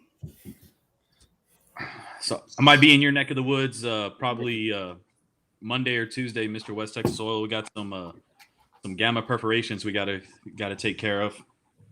Wait, hold on. I'm just hearing from the intern that Michael Swain is the guy that gave the tech You leave Got so it. much stuff all the over fucking floor. pump jack on the sideline. It's their like fucking turnover pump jack or whatever. Fuck yeah. That's pretty fucking awesome. He's the one that had that shit. Like he gave it to him. Yeah. Yeah, apparently that's what the intern's saying. And if that's the guy that's fucking sitting here on a plane streaming us, that's fucking awesome, man. Hell yeah. Hey, I saw that Polar had put a picture. Was he on the sidelines with Ashley and them? I don't know. I missed Yeah, all of that.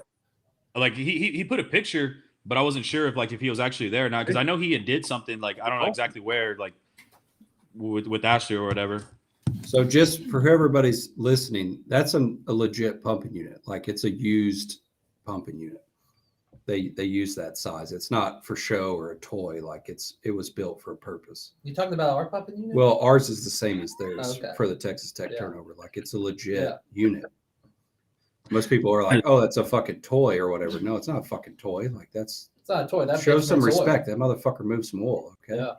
That's gonna be my next tattoo is a pump jack. It's gonna be the Friday night stand down pump Make jack. sure it's a really small one. Just make sure it's a tramp stamp with a polish rod going in your ass crack. Oh fuck, dude. I never had the intention of the tattoo being that big. It just fucking happened, and I was like, whatever, dude. Fuck it. When I saw you getting that, I was like, holy fuck, dude, that's huge. But it was fucking amazing. Oh, It hurts. It's good. It hurt. It's Well, like quality. at first it didn't hurt. The only thing that, like, after just sitting there for so long, he's doing the shading. I'm just like, fuck, dog, just stop, please. He did an awesome job, man. It was funny, dude, because he was just like, what's up with the fucking tire? I was like,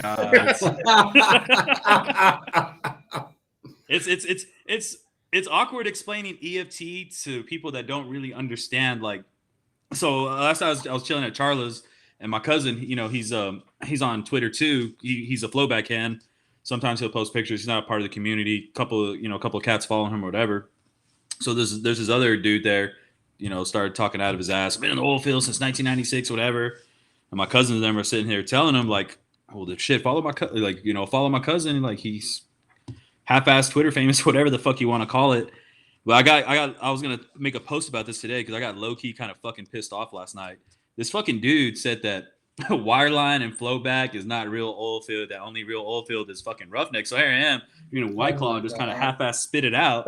I said, what the fuck you mean wireline isn't fucking real oil field? It's like, motherfucker, you can't just fucking drill a well and expect fucking oil to come out. This isn't fucking Kuwait. This isn't the fucking Middle East, dude. You got to make some perforations. Say, how the hell are you gonna drill oil or get fucking oil and gas produced out with just fucking casing? I was like, get the fuck out of here, dog.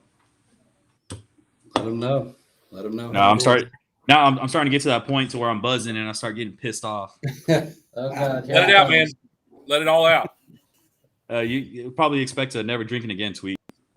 You sound like my wife when she drinks. She gets her quarter Hispanic comes out, and here we go. When it's tequila, like when she's had a couple margaritas, you better get ready to get your face. That's when the Mexican comes out in Spanish. Tejano's about to turn into an insurrectionist. He's about to go fucking straight up. Oh, dude, I fucking when I get on my political rant, I have to chill out on my political rants because I noticed that not all of EFT is as right winged as I thought they would be, being in oil and gas. Because I mean, it's understandable. I lost quite a bit of followers when I say shit like Trump fucking won or whatever. I'm just like, yeah, I should probably chill the fuck out, dog, before I get my shit chopped or whatever. But when I'm drunk, the Mexican comes out of me. I start talking fucking Spanglish and shit like, nah, chale canal, and fucking start saying essay and all this shit. I've gotten a lot of late night texts from Tejano Brown about how he's about to get kicked off Twitter for good.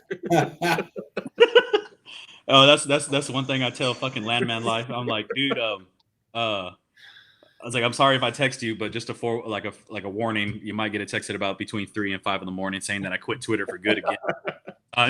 And then like 8 a.m. never drinking again. It's on Always. Twitter. It's there every day. That's something you can count on right there. There's a span in EFT with liberals, right? I mean, you got QDC, and then you got BRV, and then everybody in between, right? I wouldn't even say that BRV is the complete other side. I would say Tejano is the other side. It's the other side of that. BRV is probably in between. You have QDC and you have Tejano. Yeah. And then you got all the rest of us. Yeah. Well, fuck, dude. Like, I wasn't never taught to be this way, dude. It's just the way that it's just who I am, man. Like, Mexicans are naturally conservative at heart. It doesn't mean that we're going to vote for fucking Republicans and all that. Because to be honest with you, man, Republicans haven't been the nicest people to fucking minorities, dude. I've experienced real racism in my life just for the color of my skin and shit, man. It's just this is the way that this is what I've believed my whole entire life. These are my morals, these are my values, and I'm gonna stand on it regardless of what the fuck anybody thinks. Yeah, no, that's good. I'm teaching. I will tell you this: my kids are fucking growing up based as fuck, dude. That's good. That's good. Especially my son Joey, dude. That motherfucker is exactly like me. But like I made that post the other day, and I put the realist because I sit there and I look at him and I see how he is, just watching him grow up. And he turned 15 Monday, man. And I look at him, I'm like, gosh, damn, this motherfucker is the fucking realist, dude. Like, he's just so fucking cool, man. Humble ass kid. Like, all the success he's having when it comes to track and everything, and then like all the love and support that EFT shows him, like all that shit's mind blowing to me. But to him, he's just in his own little world, man. It's like, I wish you guys could like know him on a personal level. He's not big headed at all. He's just, gosh damn, that motherfucker's so chill, dude. Like I said, he's the fucking realist, man. Way better man. He's a way better man than what I will ever be. I got an email the other night that what was it, like $6,200 or something like that was raised. That's badass. With the popcorn deal for the team. Was that right, TB? 8,200. 8,200. Oh, fuck. Holy shit. That's awesome. 50% of that goes to the track. And that's one thing I wanted to really explain to people. Like, hey, Joey doesn't get none of this money. I don't get none of this money. We don't see none of this shit. This is all going to the team. It's paying for travel expenses, meals, hotels. Because we're not just running local races. We're going to fucking Houston. We're going like Woodlands. We're going to fucking North Texas. We're going to East Texas. We're going all throughout fucking Texas. And that's shit. It's not just covering just for Joey, but the whole entire fucking team in general, dude. Dude, sky's the fucking limit for this dude. Like, I sit back and I look at him and I see like what he's accomplished, and he's barely 15 years old, and the shit that he's doing from 13, 14, 15. I'm just like, holy fuck, dude. Like, this dude is next level, man. And my brother, like, he'll call me. He'll just talk to me. He's like, dude, Joey's the real fucking deal, man. Like it's all there, man. If he gets a scholarship at Texas Tech, not saying he will, he could go wherever.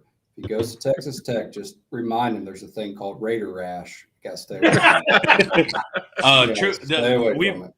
We've already discussed this plenty of times. So got 4 kids. I got Joey, Rocio, Toby, and Tony. My 2 oldest are 15 and 13. And we've already expressed to them multiple fucking times. You guys are not allowed to fucking date. As long as you're living in my roof, under, my house, under my roof, y'all cannot fucking date. I don't give a fuck. Yep. So they know. A daughter, and that's the same way with my daughter. She's gonna be by my side the whole time until she goes to college. And I'll probably still be there. I'll probably just enroll in school wherever she's at. Just fucking go. Fuck it. Oh, dude, I'm seeing my daughter grow up right now too. I'm just like, fuck, man, little fucking kids trying to holler at her. I was like, I'm not dumb. Like I was there. Yeah. I lived it, man. Yeah. Oh, 90s is in. What's up, 90s? Well, just got back from College Station. I'm sure y'all saw a couple of the pictures. Just like Mr. Tejano Brown, I won't be doing that again. And then it happened again the next night. So, yeah. I think we all lie to ourselves every week, every day, and every night when we do that. So, yeah, there was some good times, but I was there for training. I'm sure y'all saw a couple of the pictures and stuff. It's fun. I mean, when you get to kind of go play with fire and do what you can. But it gets old after about 10 years of doing it. So right. I don't enjoy it as I used to. You can my only buddy's in midstream so many times. Yeah. Mm-hmm. Hey, 90s. I have a real good friend of mine. He's on Twitter. He was that big motherfucker that was in the picture with me and Colin whenever Colin was here. And he actually went to that same shit that you just recently did, like the fire course training and all that stuff. Yeah, Teeks is the fire training. They also have rescue there. They have a little bit of everything. A lot of people just aren't exposed to that kind of stuff, and I wish more people would go to those things, because a lot of times it teaches you some of the things that we deal with are very volatile. Number one, but number two, the look, the sound. I mean, it's the propane fires are not 1,200 psi or 5,000 psi. Some of these compressors can go up high. But just that whole moment, it does teach you to respect the industry a little bit more. And a lot of times people bring their families and stuff, and they have no idea that it could look that way, or the fire can react, move in that manner, especially the way the wind was. It was from the north the first day. I'm sorry, the south, and then north today in College Station. So it kind of shows the reason why we train, and the reason why we have to do it every year is just to stay fresh, because you just don't know, weather and different materials that you're gonna see in refining, or even at the wellhead. I mean, y'all got all kinds of stuff coming out the wellhead, from gas to condensate to actual oil. So those bad boys on fire, it's even worse. Now that you say that, it reminds me, the very first frac job I ever went on was on the Maybe lease here in Midland off of North 349. It was for Oxy. I really don't give a fuck, saying their name or whatever. So this is back when I worked for Superior Wireline Services, which is now got bought out by Neighbors, got bought out by CNJ, and then finally, ended up becoming Nextra or whatever. Very first frac job I was ever on, they had 3 pump trucks got caught on fire. So we're there chilling in the logger. One of the operators goes, "Oh shit, there's a fire!" So we all run out. Like I said, I'm wormy as fuck. First frac job, whatever. We're talking about maybe less than 3 weeks in the oil field in general. And I'm running, and I stop, and I just see my manager just running past me. Keep fucking running! Just fucking kept running, because we had 3 live guns on the ground, and they just had 3 fucking pump trucks, just a full fucking blaze, man. So it's like, hey, welcome to the oil field. This is Wireline. Just kind of the rule. God dang.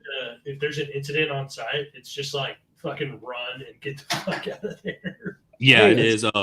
That's like in a refinery. If you see an operator running, you better run with them, because we don't run if there's not a problem. Yeah, but just don't run with him to the fire if he's an ERT guy, an emergency responder or something. You're following. There's been plenty of times where I've taken off. Like I've seen a few accidents. When I was training, I saw one of my hands get his finger ripped off right in front of me. That was pretty shitty. Recently, last year, right before we started our big pump down project and everything, I was on a SWD doing some work for them, and it's kind of fucked up, man. the guy came up to me. He was he was from the drilling rig. They were just there cleaning it or whatever, washing it.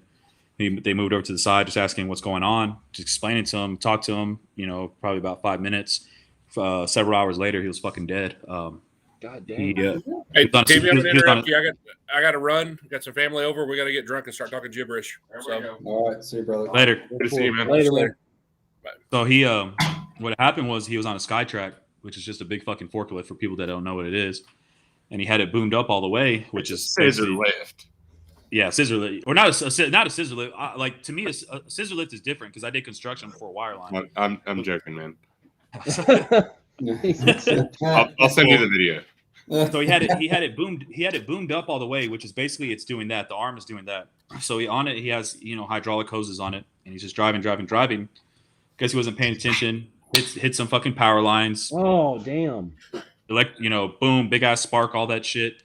He got scared. A human's natural reaction, something like that. They're trying to get away. So as soon as he jumped off the Skytrack, electricity arced over, and fucking blew his legs off, blew his chest out. And this is shit that I saw, and this is less than a year ago. So yeah, that was pretty shit. That's the worst I've seen is like I've actually seen somebody die in the fucking field, and that's pretty fucking shitty, man. Yeah. And we don't tell our wives and stuff. I mean, there's so many stories, whether it's in the oil field or your job or you know somebody. It's a tough industry in all of it, upstream and downstream. And I think people forget that sometimes. But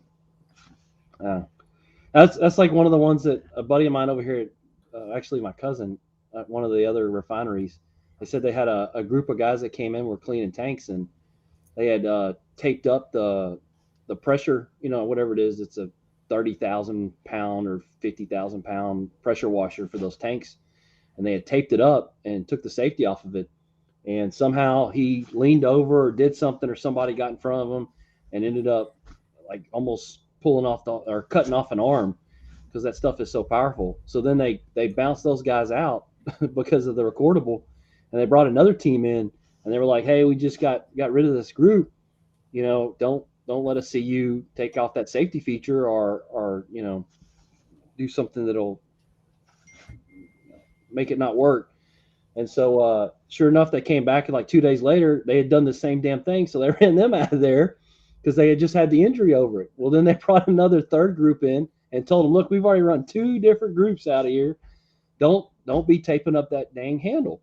It was the same day they came back in and they found that damn handle was taped up again. And they were like, get out. I'm telling you, sometimes people just don't learn from the mistakes and the injuries of others. And I guess I tell that story because that's the one freshest in my mind. But some of those safety features, you were talking about the guy on the boom.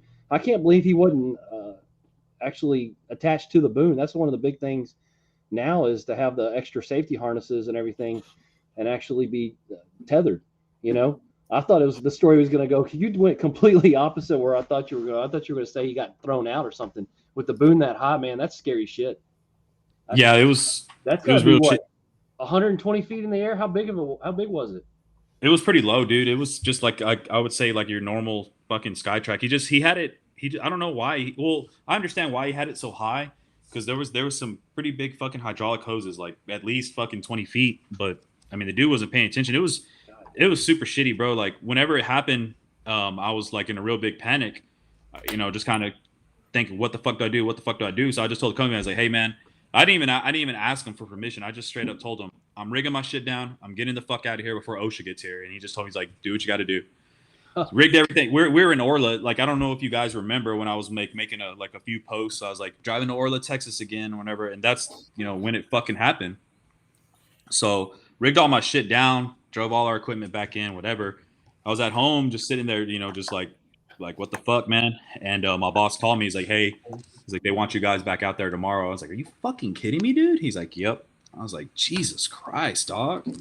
So there was an incident in West Texas when I was out there. A guy was loading a man lift, like a boom lift, probably for old school, zipper frac stuff where they had to move the lubricator or whatever it was.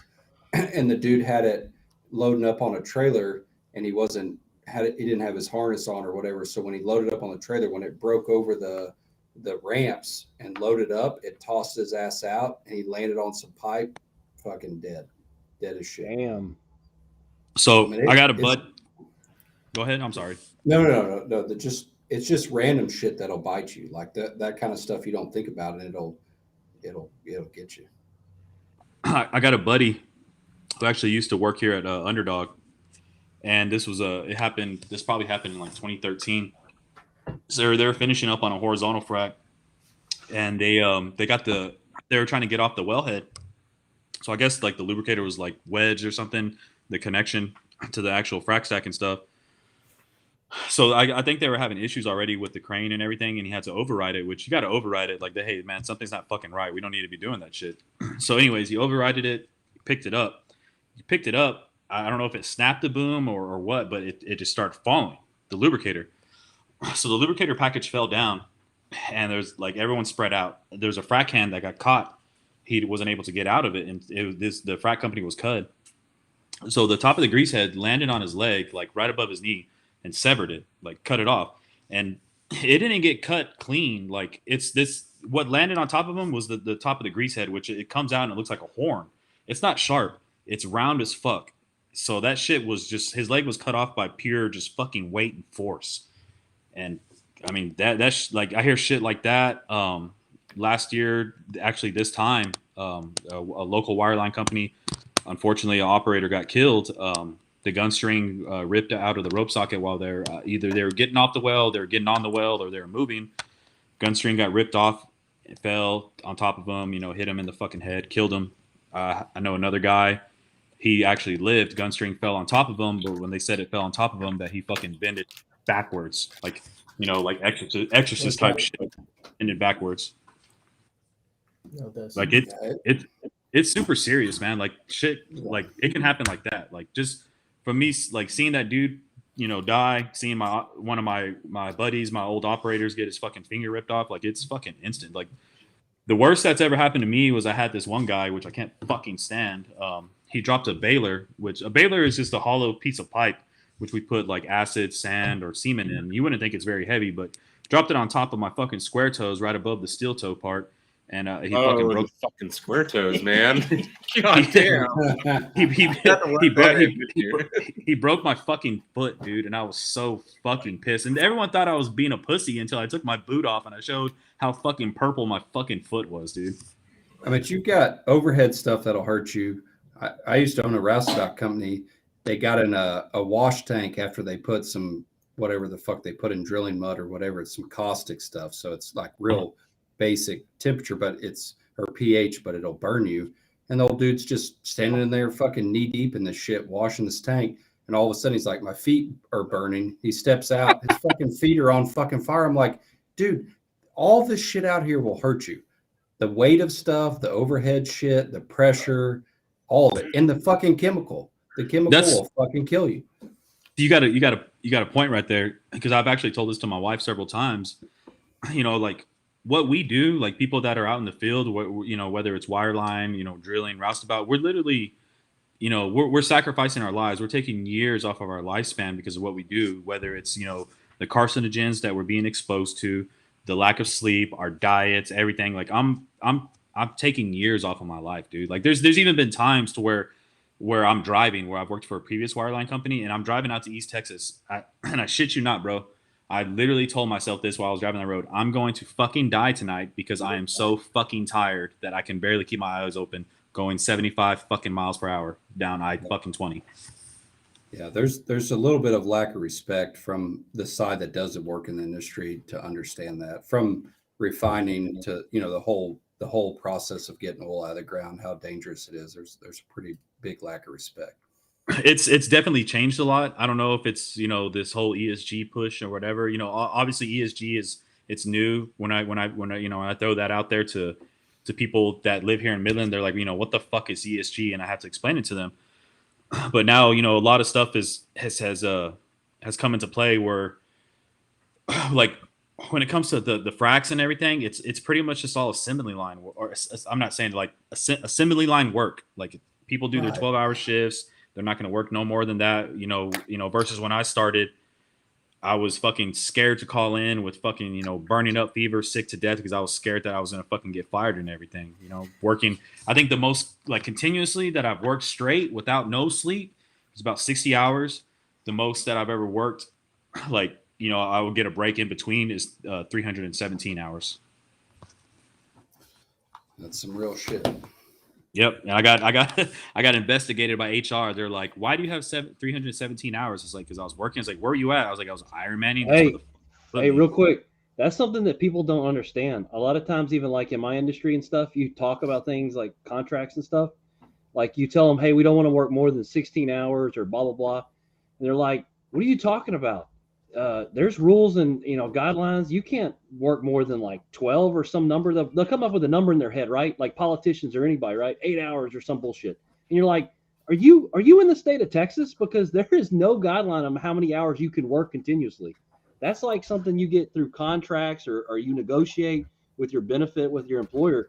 There's no rule. I mean, we got guys that sit on tanks that when we're like filling tanks or gauging or they're filling them up with product to send out, they'll be there for like 48 hours. And their whole thing is they're on the clock, but they can kind of chill in the chair, and do whatever they want, but they're still being paid. I remind them all the time, there's nothing that says that whether you're continuously working or just in your work area, there's a differential there, right? It's like firefighters, right? Firefighters are 24-hour or 48-hour service time.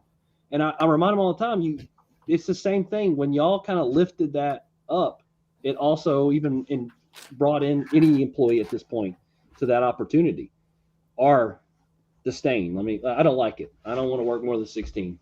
I don't think people really realized how much like time that we put into out there in the field and everything until I really started showing hey, I'm out here running fucking 24-hour shifts or blah blah blah whatever, and people trip out. They some of the the community members on EFT, they trip out on that shit, but that's normal in my in my world. That's normal, working 24s or working 48s. Like that day that I had to go work a 24-hour shift to go cover for an engineer that was out of town, a 24-hour ended up turning into a fucking 29-hour and shit.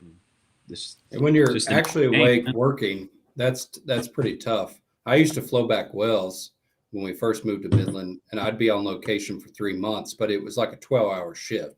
So I'd work nights and I'd get to sleep and shit. But if someone has to continuously go do stuff, that shit will wear you down. I mean, being out on location for 3 months with another motherfucker and all you're looking at is a wellhead and outside of Jal, New Mexico. I mean, that's fucking tough work, dude. That's why I don't. That's a big reason why I don't. Don't get me wrong. I'm grateful for the work, doing horizontal work and everything. I'm grateful for any type of work, but I like the vertical work. I'm there for maybe a day and a half, 2 days, and I'm gone. I'm off to the next pad versus being there for 3 fucking months, like you're saying, seeing the same motherfuckers over and over. Because that you start to get fucking shining symptoms, like you just want to murder this fucker. You want to fucking kill everybody. Oh yeah. Oh, sure. Dude, the last the projects we were doing where I was fucking killing it. Just 2 crews. The other engineer that's working opposite of me, there was one day to where our conversation ended where I was just literally like this on my phone, fuck you, fuck you, fuck you, the whole entire time, to where my boss had to come the next day on shift change to make sure that we weren't going to, beat the shit out of each other. Yep. People don't get that. We do the turnarounds and stuff, or we'll do 60 something days or whatever it may be. 23 to 63 days was my longest one on a shutdown turnaround. And people just don't get it. We'll be best friends, and by the middle of it, you hate each other, and then by the end of it, you're like, we fucking hate the company. These motherfuckers got us locked in here. We're ready to go the fuck home. And what's hilarious about that is a lot of times they're really bad about it in the last couple of years because obviously we haven't been making as much money in refining, but they'll be like, okay, the unit's up, everybody can go home. We're going back to normal schedules, and all this. And I'm like, no. If we're not on spec, if we're not on test, and we haven't ran for a few days, you have no idea what's fixing to happen. And a lot of times they're like, no, we want to go back to regular schedules because we're doubled up on 12s, right? Instead of 4 shifts of 12, you do 2 shifts of 12, and you just pile everybody in on 2 shifts, right? Days and nights. They spread everybody back out. Well, then they call them and they're like, hey, you need to come back to work because there's a fucking problem or the heater tripped or whatever. Something's not right. Man, I'm sick. I'm blah, blah, blah, because they're done, right? After you get out of that rhythm, you just are done, or you're just pissed off and you've been looking for that date to come, and that day finally came and you're like, I'm done. You can't get them back to work for anything. It's insane. Yeah.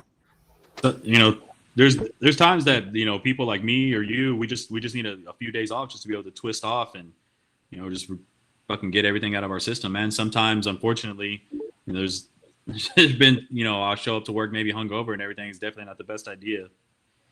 But man, it gets people don't realize how much of a emotional, physical, mental stress it has on a motherfucker that's putting in work, especially if it involves a lot of labor, it involves a lot of stress and everything.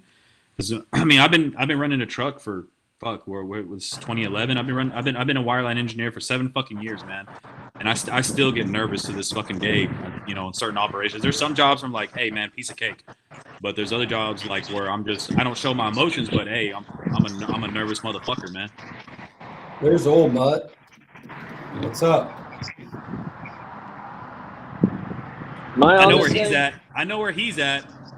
Where's he at? Hey, He's outside of Charles. Oh, baby. hey, is this the Bitch Fest line or whatever it's called? Yep, this is it. Yeah, what's your bitch today? Bring it in. I've offered Layman Life's boss iPads for his whole family to walk down to his office and kick him in the balls, but he won't do it. A good old Rochambeau. Oh yeah. Yeah. This is definitely the Change Your Tampon podcast right now. We got oil mutt right here fucking promoting Charla's. He's over here texting me telling me that the bacon wrapped shrimp is like crack. And I will say this, their shrimp Diablos, fucking amazing. 2 things I will vouch for. 100%. God damn it, we've been talking shit to Pollard for so long, and he finally comes on here, and all you can talk about is Charlie's right now. Fucking shrimp, yeah. Pollard, It's fucking what's going on, man? It's EFT HQ, man. What the fuck? Two best items at Charlie's: shrimp Diablos, fried cheesecake, hands down. Oh, and the beer too. So it's a motorcycle. So, Old Mud, what are you doing? Are you buying leases, turning on wells? What's up? I do a little bit of everything right now, mainly consulting though. So doing a little PDP, all that fun stuff. Nice. That's very a very close to the chest response there, buddy. We're gonna need a little. Yeah, bit. well. Oh, you want kind of more? Okay. Out here in West Texas, all the conventional has been completely left behind. Yeah. Kind of 100%. just ignored. So there's a lot of opportunity in leases that do like say 20 to 40 barrels a day. That's kind of what I'm focusing on right now. That's good shit. Yeah. So, how many of those stripper well hats are you gonna be buying? That's not a stripper well, you motherfucker. That's a good fucking well. He's all about those stripper wells, though. No, he's saying the lease makes 40. That means he's got 400 wells. Okay, that make 400 wells that make 40. a quarter barrel It's a not day. 400. It's like 70. He's gonna put stripper well hats. But hey, I can mine some Bitcoin. That's all we care about. Let us know where to go. We'll put one up for you.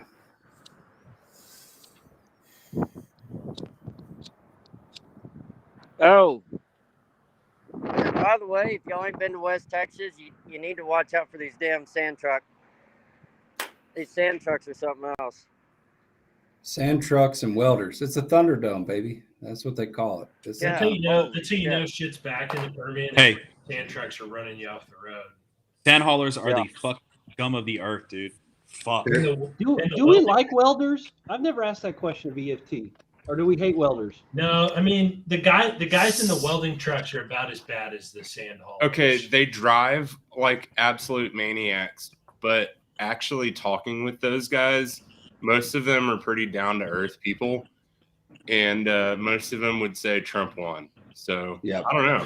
Is that a bad thing? I mean, I'll tell you why I don't like them. I don't like them because they got that damn barbecue pit, and I'm always thinking, why do they get to have a barbecue pit on their truck? God dang it!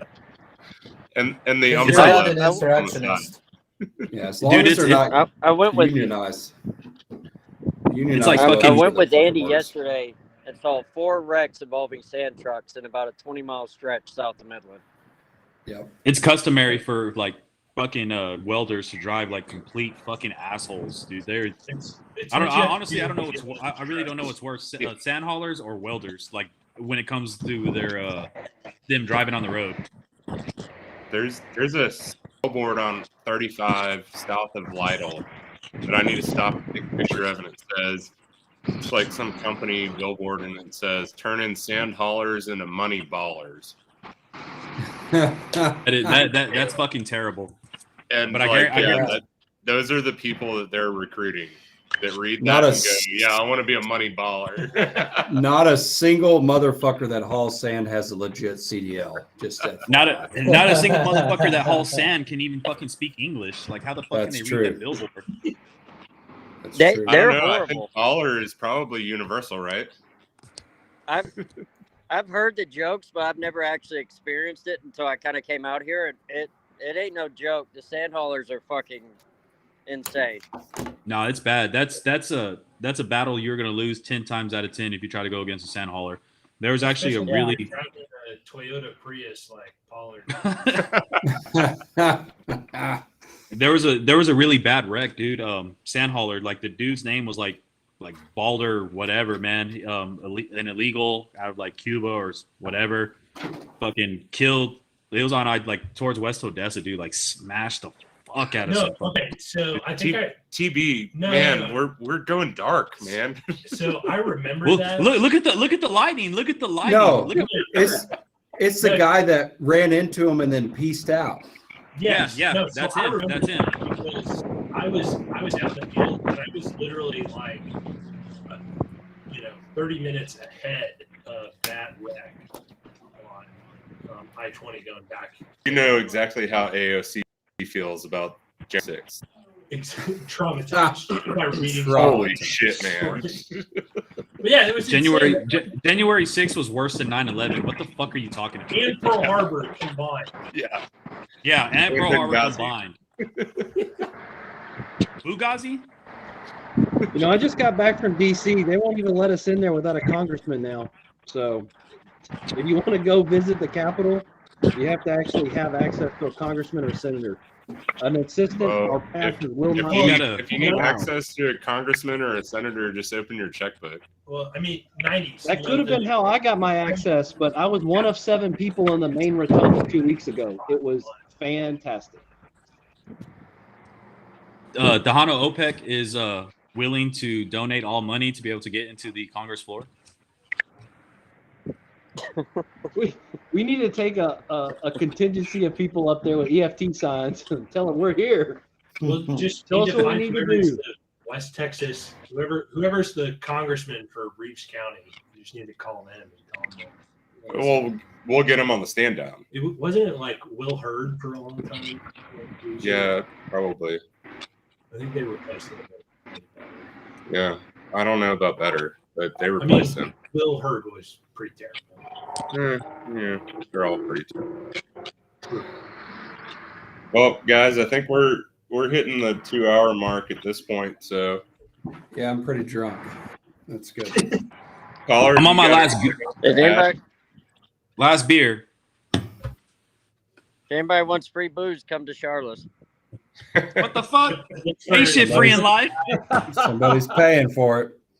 Pollard's the guy Yeah, smoking his Toyota Prius. Sponsored by Landman Life. Apparently, I just run an open tab at Charla's at all times for anybody that's EFT. You Hold did on, it to me I last will- time. I You're will- like, I will oh, tell hey, you guys what's this. co-sponsoring? I'm like, oh, cool. I will. Hey, so last night when I was at Charla's, they brought up all of you guys that's that sponsor and all that. Like y'all brought a lot of money to the restaurant. Y'all brought good fucking tips and everything. They're super fucking happy about it, like beyond ecstatic, and they want us to do another one. I don't think we should do it very often because those are special meetups, man. It should be random, just for only special occasions. But they are extremely fucking grateful. Like they told me, like they expressed their gratitude to me big time last night, man. Well, So they were awesome too. I mean, everybody was complimenting because like one beer empties, bam, they got another one. They didn't have to wait Yeah. on food or nothing. That's the only way this motherfucker's ever going back to West Texas is to go eat at that restaurant. The next That's time it. we have a meet up at Charla's, we're gonna get the Tulsa guys to come down, and we're gonna make it a big fucking deal. And We're gonna rent the whole fucking restaurant out, dude. We're maybe gonna we rent do the it whole on a fucking- Friday, and we do the fucking stand down live from Charla's. Let's do it. Fuck yes, Set it man. up. Set it up and let's go. I'll be there. Let's fucking do it, man. Let's I fucking mean, go. you know, Scott's done his tour of duty in Midland, so he'll come Yeah. back out. I don't Six know. years. I don't know if 6 BRV can hack it down there, but you know he's welcome to come too. Yeah. He's been down there a Watch couple out for the 2-3 sand times. truck. Yeah. We'll get out there and see everybody.